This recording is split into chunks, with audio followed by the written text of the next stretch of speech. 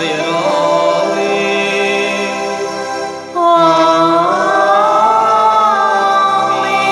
நமக்காக பலியாகி உயிர்த்தெழுந்த நம் தலைவராகிய இயேசு கிறிஸ்துவின் அருளும் கடவுளின் அன்பும் தூய ஆவியாரின் தோழமையும் உங்கள் அனைவரோடும் இருப்பதாக.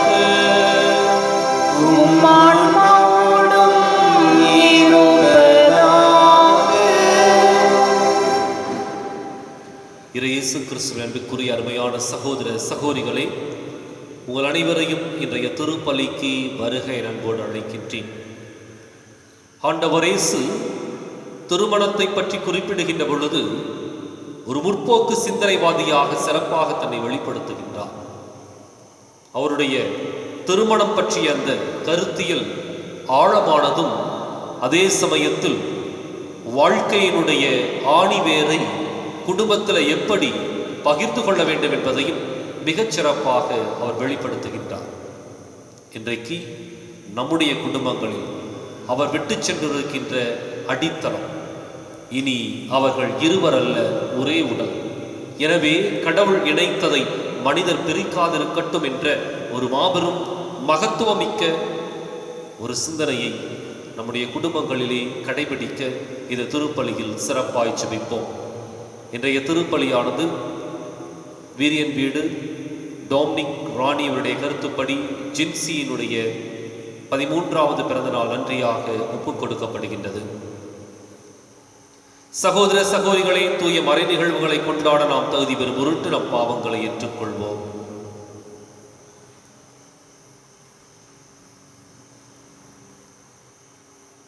எல்லாம் வல்ல இறைவனிடமும் சகோதர சகோதரிகளே, உங்களிடமும் நான் பாவியை ஏற்றுக்கொள்கிறேன். ஏனெனில் சிந்தனையாலும் சொல்லாலும் செயலாலும் கடமைகள் தவறியதாலும் பாவங்கள் பல செய்தேன். என் பாவமே, என் பாவமே, என் பெரும் பாவமே. ஆகையால் இப்பொழுதும் கன்னியான புனித மரியாதையும் வானதூதர் புனிதர் அனைவரையும் சகோதர சகோதரிகளை உங்களையும் நம் இறைவனாகிய ஆண்டவரிடம் எனக்காக வேண்டிக் கொள்ளும் என்றாடுகிறேன். எல்லாம் வல்ல இறைவன் நம் மீது இரக்கம் வைத்து நம் பாவங்களை மன்னித்து நம்மை நிலை வாழ்வுக்கு அழைத்துச் செல்வாராக. ஆமென்.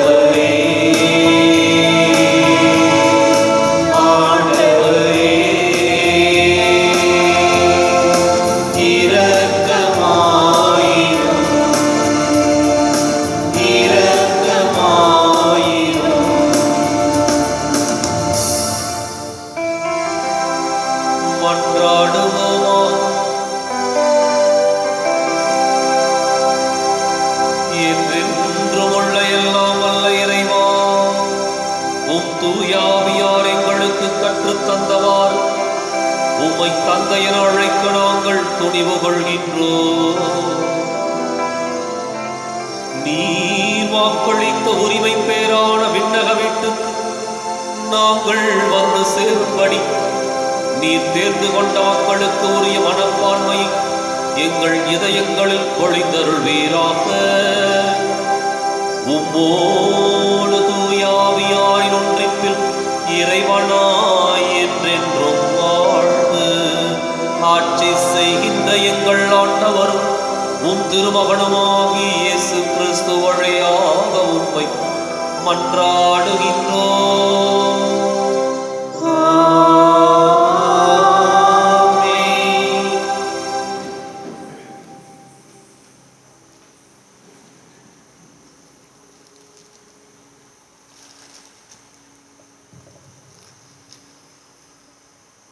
முதல் வாசகம் உங்கள் தந்தையரை எகிப்திலிருந்து வெளியே கொணர்ந்தேன். யோசுவா நூலிலிருந்து வாசகம். அதிகாரம் 24. இறை வார்த்தைகள் 1 முதல் 13 முடிய. அந்நாட்களில் செக்கோமில் யோசுவா இஸ்ரேலின் எல்லா குலங்களையும் ஒன்று கூட்டினார்.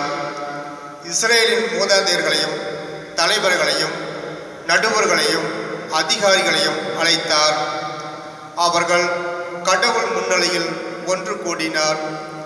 யோசுவா எல்லா மக்களுக்கும் கூறியது: இஸ்ரேலின் கடவுளாகிய ஆண்டவர் இவ்வாறு கூறுகின்றார்: முற்காலத்தில் ஆபிரகாம், நாகோர் ஆகியோரின் தந்தை தேரா உட்பட்ட உங்கள் மூதாதையர் நதிக்கு அப்பால் வாழ்ந்த பொழுது அவர்கள் மற்ற தெய்வங்களுக்கு ஊழியம் செய்தனர். உங்கள் தந்தையாகிய ஆபிரகாமை நதிக்கு அப்பால் இருந்து அழைத்து வந்து கானான் நாடு முழுவதிலும் நடத்தி சென்றேன். அவனது வழிமரபை பெருக்கினேன். அவனுக்கு ஈசாக்கை அளித்தேன். ஈசாக்குக்கு யாக்கோப்பையும் ஏசாவையும் அளித்தேன். ஏசாவுக்கு செபீர் மலையை உடமையாக அளித்தேன். யாக்கோப்பும் அவன் மக்களும் எகிப்திற்கு சென்றனர். மோசேயும் ஆரோனும் அனுப்பி அங்கே என் செயல்களின் மூலம் எகிப்தை வதைத்தேன். பின்னர் உங்களை வெளியே கொணர்ந்தேன். உங்கள் தந்தையரை எகிப்திலிருந்து வெளியே கொணர்ந்தேன். அவர்கள் கடலுக்கு சென்றார்கள். எகிப்தியர் தேரில் குதிரையுடன் செங்கடலுக்குள் உங்கள் தந்தையரை துரத்தி சென்றனர். அவர்கள் ஆண்டவரை நோக்கி கதறினர். அவர் அவர்களுக்கு எகிப்திற்கும் இடையில் இருளை வைத்தார். அவர் எகிப்தியரை கடலில் அமிழ்த்தினார். நான் எகிப்தியருக்கு செய்ததை அவர்கள் கண்ணால் கண்டனர். நீங்கள் நீண்ட காலம் பாலை நிலத்தில் வாழ்ந்தீர்கள். யோர்தானுக்கு கிழக்கில் வாழும் எமோரியரின் நாட்டுக்கு உங்களை கொண்டு வந்தேன். அவர்கள் உங்களுடன் போரிட்டார்கள். நான் அவர்களை உங்கள் கையில் ஒப்படைத்தேன். அவர்களது நிலத்தை நீங்கள் உடைமையாக்கி கொண்டீர்கள். உங்கள் முன்னிருந்து அவர்களை அழித்து ஒழித்தேன். மோபாவின் அரசன் சிப்மோரின் மகன் பாலாக் இஸ்ரேலுக்கு எதிராக படையை திரட்டி போர் தொடுத்தான். உங்களை சபிக்குமாறு பேகோரின் மகன் பிழையாமை அழைக்க ஆள் அனுப்பினான். நான் பிழையாமுக்கு செவி கொடுக்கவில்லை. அவன் உங்களுக்கு ஆசி வழங்கினான். உங்களை பாலாக்கின் கையினின்று விடுவித்தேன். நீங்கள் யோர்தானை கடந்து எரிக்கோவுக்கு வந்தீர்கள். எரிக்கோவின் மக்களும் எமோரியரும் பெரிசியரும் கானானியரும் இத்தியரும் கிர்காசியரும் யுபியரும் எபூசியரும் உங்களுக்கு எதிராக போர் தொடுத்தனர்.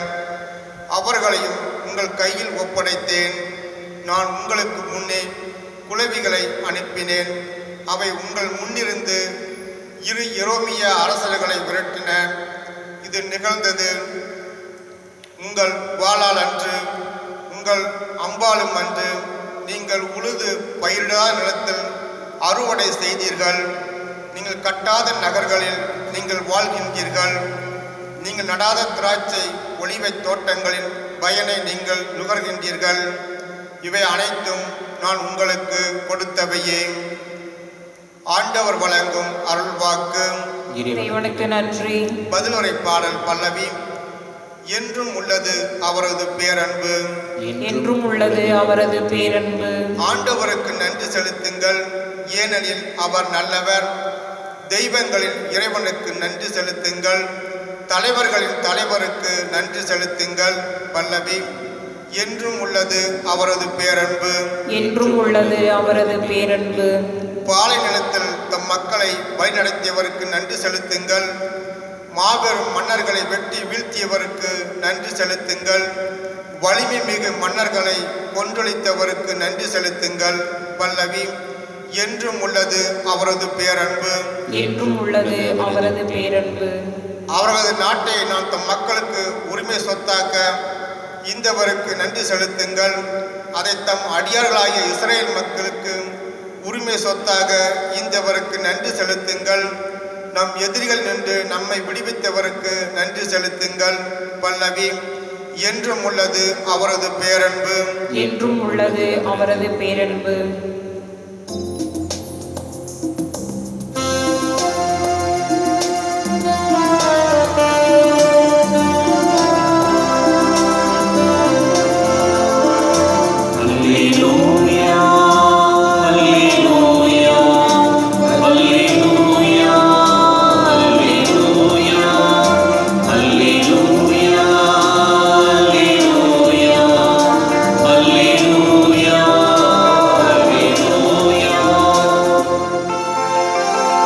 கடவுளின் வார்த்தையை நீங்கள் எங்களிடமிருந்து கேட்டபோது அதை மனித வார்த்தையாக அல்ல, கடவுளின் வார்த்தையாகவே ஏற்றுக்கொண்டீர்கள். அல்லேலூயா. அல்லேலூயா. அல்லேலூயா. அல்லேலூயா. அல்லேலூயா. ஆண்டவர் உங்களோடு இருப்பாராக.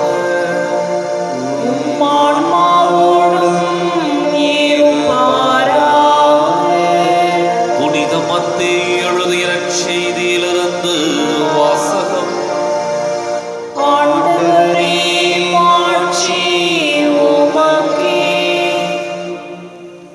அதிகாரம் 19, இறைவாக்கியங்கள் 3 முதல் 12 முடிய. அக்காலத்தில் பரிசேயர் இயேசுவை அணுகி அவரை சோதிக்கும் நோக்குடன், ஒருவர் தம் மனைவியை எக்காரணத்தையாவது முன்னிட்டு விலக்கி விடுவது முறையா என்று கேட்டனர். அவர் மறுமொழியாக, படைப்பின் தொடக்கத்திலேயே கடவுள் ஆணும் பெண்ணுமாக அவர்களை படைத்தார் என்று நீங்கள் மறைநூலில் வாசித்ததில்லையா என்று கேட்டார். மேலும் அவர், இதனால் கணவன் தன் தாய் தந்தையை விட்டுவிட்டு தன் மனைவியுடன் ஒன்றித்திருப்பார், இருவரும் ஒரே உடலாயிருப்பர், இனி அவர்கள் இருவர் அல்ல, ஒரே உடல். எனவே கடவுள் இணைத்ததை மனிதர் பிரிக்காதிருக்கட்டும் என்றார். அவர்கள் அவரை பார்த்து, அப்படியானால் மணவிலக்கு சான்றிதழை கொடுத்து மனைவியை விலக்கிவிடலாம் என்று மோசே கட்டளையிட்டது ஏன் என்றார்கள். அதற்கு அவர், உங்கள் கடின உள்ளத்தின் பொருட்டே உங்கள் மனைவியரை விலக்கிவிடலாம் என்று மோசே உங்களுக்கு அனுமதி அளித்தார். ஆனால் தொடக்க முதல் அவ்வாறு இல்லை. பரத்தமையில் ஈடுபட்டதற்காக அன்றி வேறு எக்காரணத்தையாவது முன்னிட்டு தன் மனைவியை விலக்கிவிட்டு வேறொரு பெண்ணை மணப்பவன் எவனும் விபச்சாரம் செய்கிறான் என நான் உங்களுக்கு சொல்கிறேன் என்றார். அவருடைய சீடர்கள் அவரை அணுகி, கணவர் மனைவியர் உறவு நிலை எத்தகையது என்றால் திருமணம் செய்து கொள்ளாதிருப்பதே நல்லது என்றார்கள். அதற்கு அவர், அருள் கொடை பெற்றவர் அன்றி வேறு எவரும் இக்கூற்றை ஏற்றுக்கொள்ள முடியாது. சிலர் பிறவியிலேயே மன உறவு கொள்ள முடியாதவராய் இருக்கின்றனர், வேறு சிலர் மனிதரால் அந்நிலைக்கு ஆளாக்கப்படுகின்றனர், மற்றும் சிலர் விண்ணரசின் பொருட்டு அந்நிலைக்கு தம்மையே ஆளாக்கிக் கொள்கின்றனர். இதை ஏற்றுக்கொள்ளக்கூடியவர் ஏற்றுக்கொள்ளட்டும் என்றார்.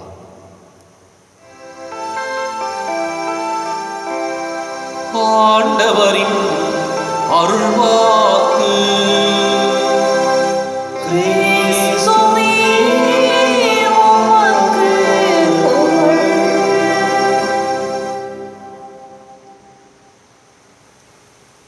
இயேசு கிறிஸ்துவின் மிக்குரிய அருமையான சகோதர சகோதரிகளே, இன்றைக்கு திருமணத்தை குறித்து, திருமண வாழ்வை குறித்து ஆண்டவர் இயேசு அழகாக சொல்லுகின்றார். திருமணம் என்பது இரு உள்ளங்களினுடைய ஒன்றிணைப்பு. இரு உள்ளங்கள் ஏதோ தற்காலிகமாக ஒன்றிணைவதல்ல, மாறாக பிரிக்க முடியாத ஒரு மாபெரும் பந்தத்திற்குள்ளாக அவர்கள் அடியெடுத்து வைக்கின்றார்கள்.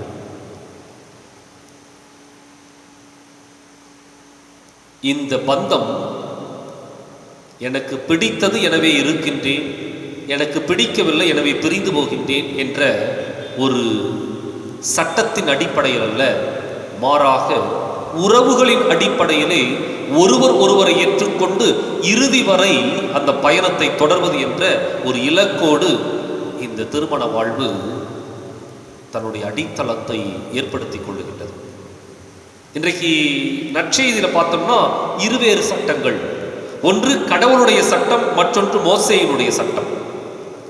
கடவுளுடைய சட்டம் சொல்வது ஒன்று மட்டும்தான், கடவுள் இணைத்ததை மனிதன் பிரிக்காதிருக்கட்டும்.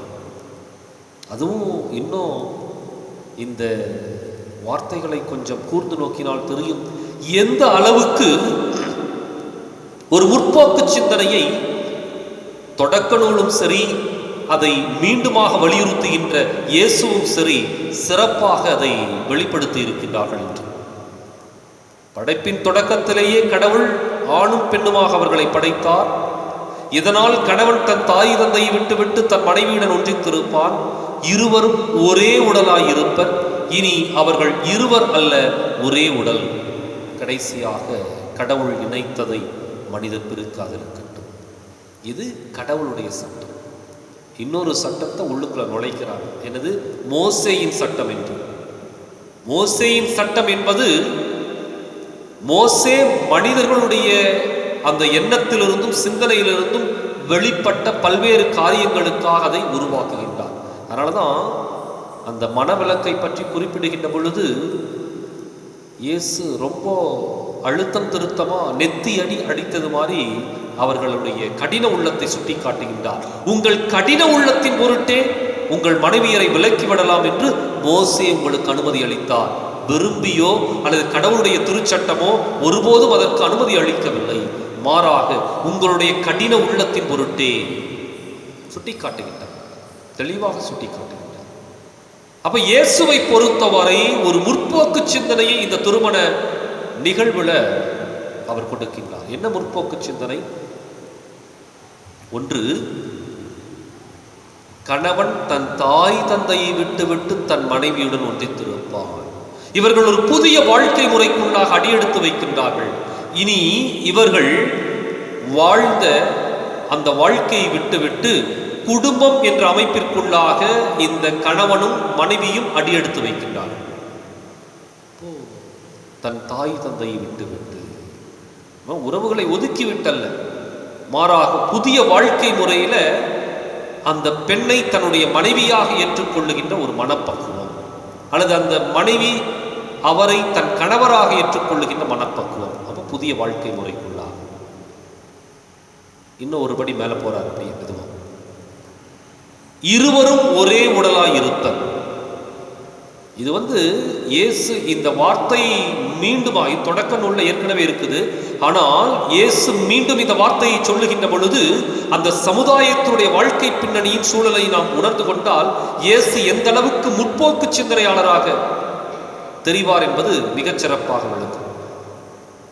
ஆணாதிக்கமிக்க ஒரு சமூகம், மனைவியை போகப் பொருளாகவும் விற்பனைக்கும் பயன்படுத்திய ஒரு சமூகம். அந்த பெண் என்பவள் தன்னுடைய திருமண வயது வரை தந்தை என்ற ஆணுக்கும், திருமணம் முடிந்து கணவன் என்ற ஆணுக்கும், ஒருவேளை கைம்பெண்ணோ அல்லது விதவையோ ஆனால் தன்னுடைய மகன் என்ற ஆணுக்கும் அடிமையானவன். ஆணாதிக்க சமுதாயத்தில் எது வேண்டுமானாலும் எப்படி வேண்டுமானாலும் நடக்கலாம். தந்தை அந்த பெண்ணை விற்கலாம், வாங்கலாம். கணவன் அந்த பெண்ணை விற்கலாம், வாங்கலாம். எனவே அந்த பெண் என்பவள் ஒரு போகப் பொருள், தன்னுடைய சுகத்திற்காக பயன்படுத்தப்பட்ட ஒரு போகப் பொருள். அந்த பெண் என்பவள் தன்னுடைய கடன் சுமைக்காக அடுத்தவர்களுக்கு அடிமையாக விற்கப்படுகின்ற ஒரு விற்பனைக்குரிய ஒரு பொருள். இதெல்லாம் தான் அந்த ஆணாதிக்க சமூகத்தில் இருந்த ஒரு வாழ்க்கை முறை. இந்த இடத்துல அதை இயேசு தகர்த்தெறிகின்றார். ஒரு முற்போக்கு சிந்தனையாளர் என்ன சொல்றாரு? இருவரும் ஒரே உடலாய் இருப்பர். நீ எப்படி இருக்கிறையோ அதே மாதிரி தான் உன்னுடைய மனைவி. ஒரு பெண் என்பவள் ஆணுக்கு அடிமைப்பட்டவள் அல்ல, மாறாக ஆணுக்கு நிகரானவள் என்ற ஒரு கருத்தியலை அழுத்தம் திருத்தமாக வெளிப்படுத்துகின்றார். இனி அவர்கள் இருவர் அல்ல, ஒரே உடல். எனவே கடவுள் இணைத்ததை மனிதர் பிரிக்காதிருக்கட்டும். இந்த ஒரு திருச்சட்டத்தை, திருமணம் என்ற இந்த திருச்சட்டத்தை, இந்த மணவிலக்கு என்ற ஒரு மனித சட்டத்தால் இந்த பரிசேய பரம்பரை முறிக்கின்றது. அதனால தான் அந்த மக்கள் அவரை பார்த்து கேட்கின்றார்கள், மணவிலக்கு சான்றிதழை கொடுத்து மனைவியை விலக்கி விடலாம் என்று மோசே கட்டளையிட்டது ஏன்? அந்த இடத்துல அவர் தெளிவாக சொல்றாரு, உங்கள் கடின உள்ளத்தின் பொருட்டே அதை கொடுக்கின்றார், அனுமதிக்கின்றார், மாறாக விரும்பி அல்ல. அப்போ இன்றைக்கு நம்முடைய குடும்ப வாழ்க்கையில எப்படிப்பட்ட ஒரு திருமண வாழ்க்கையை அல்லது குடும்ப வாழ்வை புரிந்து ஏற்றுக்கொண்டு நாம் வாழ்ந்து கொண்டிருக்கின்றோம்? இன்னும் கூட ஒரு விதத்தில் சொல்ல போனோம்னா, பல்வேறு விதமான ஆதிக்க சிந்தனைகளுக்குள்ளாக நம்முடைய குடும்பங்கள் முடங்கி கிடக்கின்றன. ஒருவேளை ஆணாதிக்கமிக்க ஒரு கருத்தியல்ல இன்றைக்கும் நம்முடைய குடும்பங்கள் பெண்களை அடிமைப்படுத்தி கொண்டிருக்கின்றன. அல்லது பணம் என்ற ஒரு போர்வைக்குள்ளாக, பொருளாதாரம் என்ற ஒரு போர்வைக்குள்ளாக இன்றைக்கு நம்முடைய குடும்பங்கள் சிதைந்து சின்னாபின்னப்பட்டு கொண்டிருக்கின்றன. ஒருவர் ஒருவரை மதித்து ஏற்று நடக்கின்ற அந்த சூழல்ல இன்றைக்கு எங்கேயோ நாம் சென்று கொண்டிருக்கின்றோம். தான் என்ற அகம்பாவத்தோடு குடும்பங்களை சிதைத்து சின்னாபின்னப்படுத்தி கொண்டிருக்கின்றோம். சிந்திப்போம். ஆண்டவர் இயேசு மிக அழகாக சொன்ன அந்த வார்த்தை, இருவரும் ஒரே உடலாய் இருப்பர். இனி அவர்கள் இருவர் அல்ல, ஒரே உடல். எனவே கடவுள் இணைத்ததை மனிதர் பிரிக்காதிருக்கட்டும்.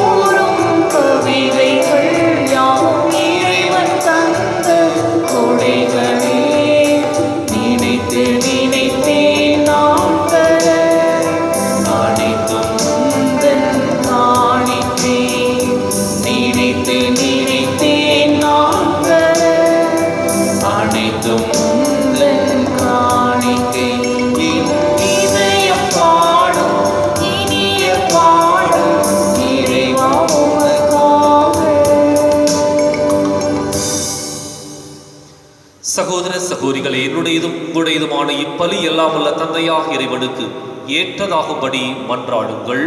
ஆண்டவர் தம் திருப்பெயரின் புகழ்ச்சிக்காகவும் ஆட்சிக்காகவும் நமது நன்மைக்காகவும் புனித திரு அவையின் அனைத்து நாள்களுக்காகவும் உமது கையில் நின்று இப்பலியை ஏற்றுக்கொள்வாராக. ஆண்டவரே, உமது திரு அவையின் காணிக்கைகளை மகிழ்வுடன் ஏற்றருளும். இரக்கத்தால் நீர் எங்களுக்கு அளித்த இக்காணிக்கைகள் உமது ஆற்றலால் எங்கள் மீட்பின் மறை நிகழ்வாக மாற செய்வீராக. எங்கள் ஆண்டவராகிய கிறிஸ்து வழியாக உம்மை மன்றாடுகின்றோம்.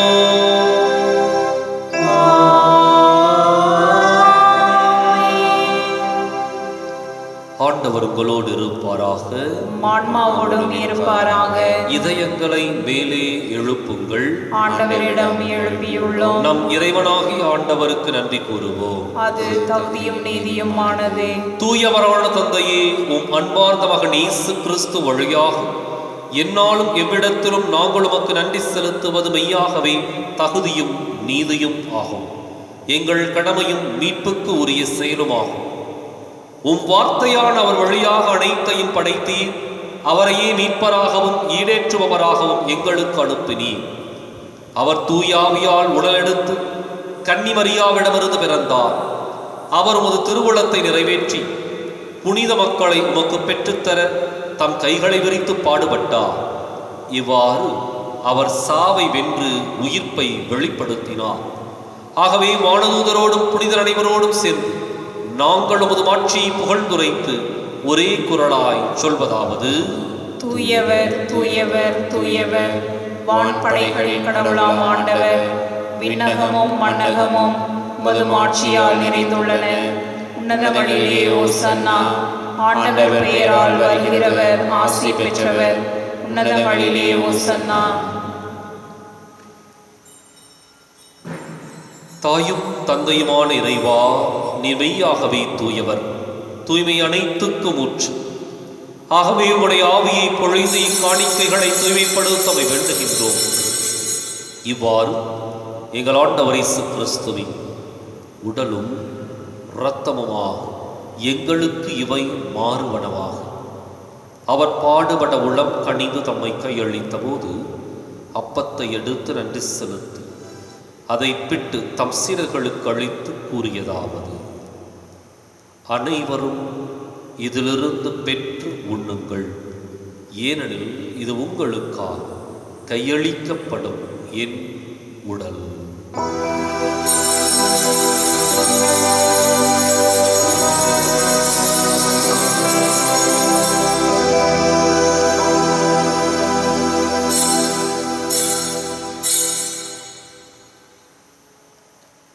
அவனமே இரவு விருந்தை அருந்தியபின் கிண்ணத்தையும் எடுத்து மீண்டும் உமக்கு நன்றி கூறி தம் சீடர்களுக்கு அழைத்து அவர் கூறியதாவது: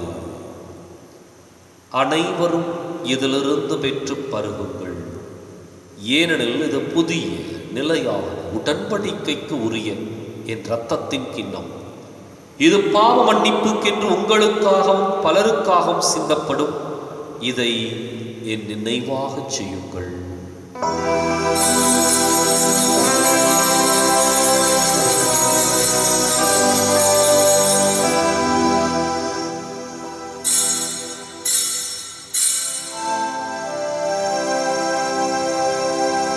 நம்பிக்கையின் மறை பொருள்.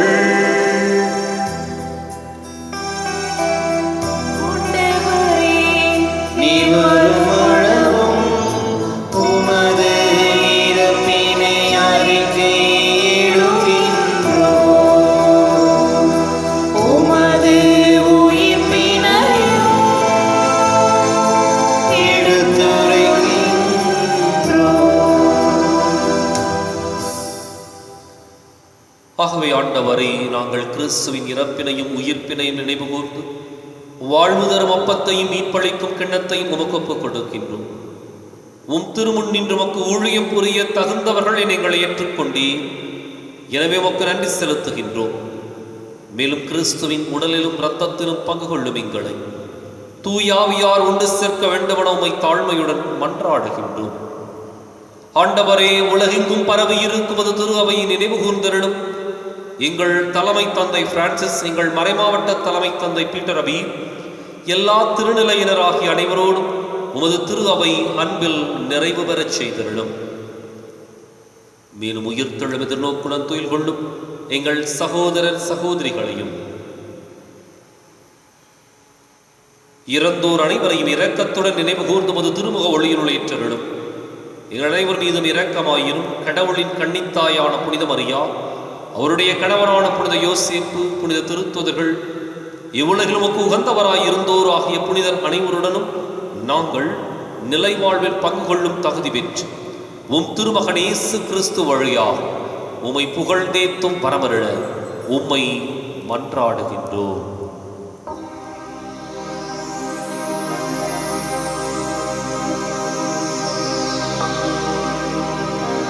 இவர் வழியாக இவரோடு இவரில் எல்லாம் வல்ல இறைவனாகிய தந்தையே, தூய ஆவியாரின் ஒன்றிப்பில்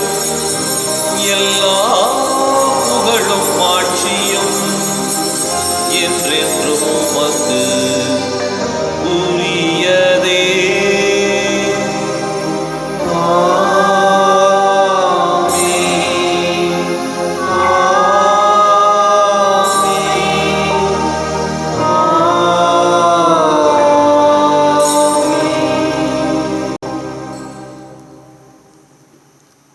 கடவுளை நம் தந்தை என அழைக்க இயேசு நமக்கு கற்பித்தார். எனவே நாம் அனைவரும் இணைந்து துணிந்து சொல்லுவோம். விண்ணுலகில் இருக்கிற எங்கள் தந்தையே, உமது பெயர் தூயது என போற்ற பெறுக. உமது ஆட்சி வருக. உமது திருவுளம் விண்ணுலகில் நிறைவேறுவது போல மண்ணுலகிலும் நிறைவேறுக.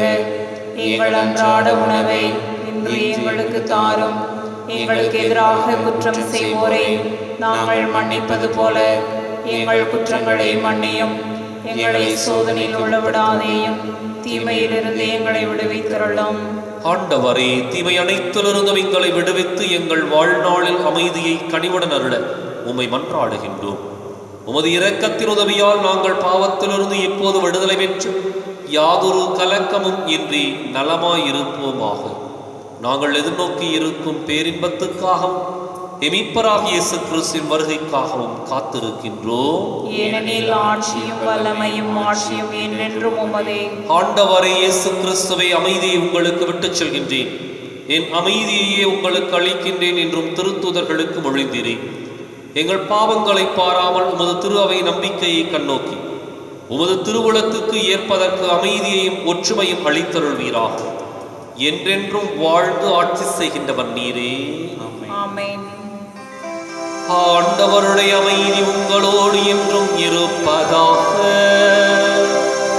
உம் ஆன்மாவோடும் இருப்பதாக. ஒருவருக்கொருவர் அமைதியை பகிர்ந்து மகிழ்வோம். உலகின் பாவங்களை போக்கும் இறைவனின் செம்மறியே, எங்கள் மேல் இரக்கமாயிரும். உலகின் பாவங்களை போக்கும் இறைவனின் செம்மறியே, எங்கள் மேல் இரக்கமாயிரும். உலகின் பாவங்களை போக்கும் இறைவனின் செம்மறியே, எங்களுக்கு அமைதியை அளித்தருளும்.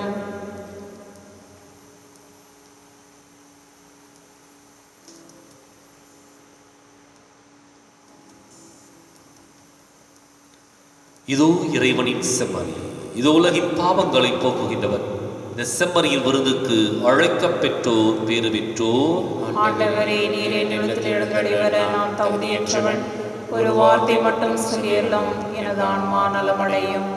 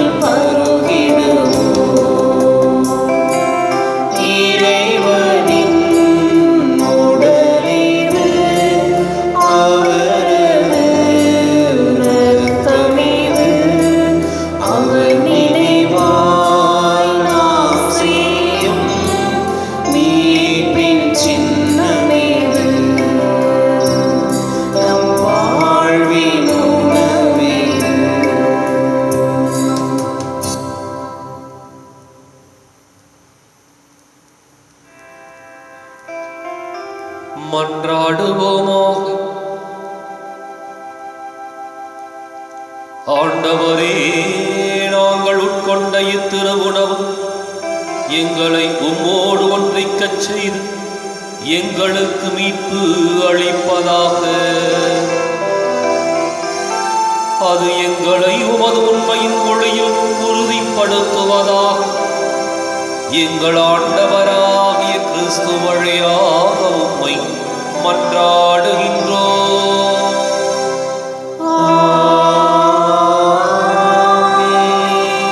ஆண்டவர் உங்களோடு இருப்பாராக.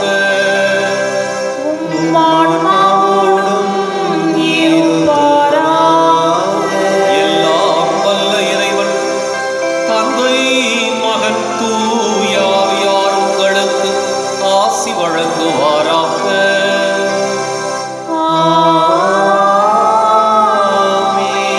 கிறிஸ்துவின் அன்பிலும் அருளிலும் வாழ சென்று வாருங்கள். திருப்பலின் நிறைவேறிற்று.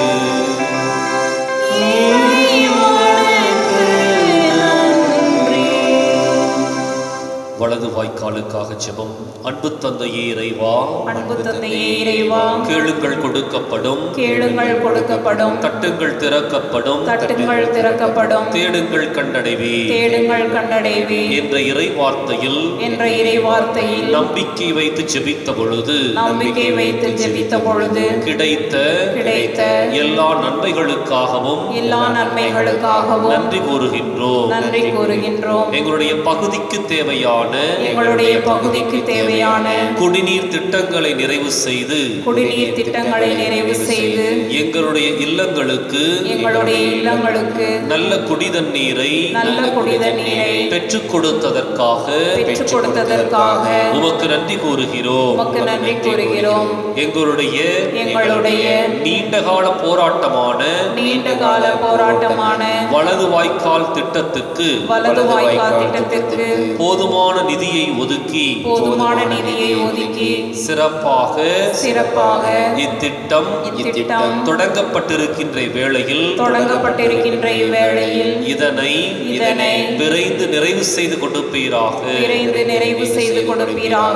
இவற்றை எங்கள் ஆண்டவராகிய கிறிஸ்து வழியாக உம்மை மன்றாடுகிறோம். மன்றாடுகிறோம். ஆமென். ஆமென்.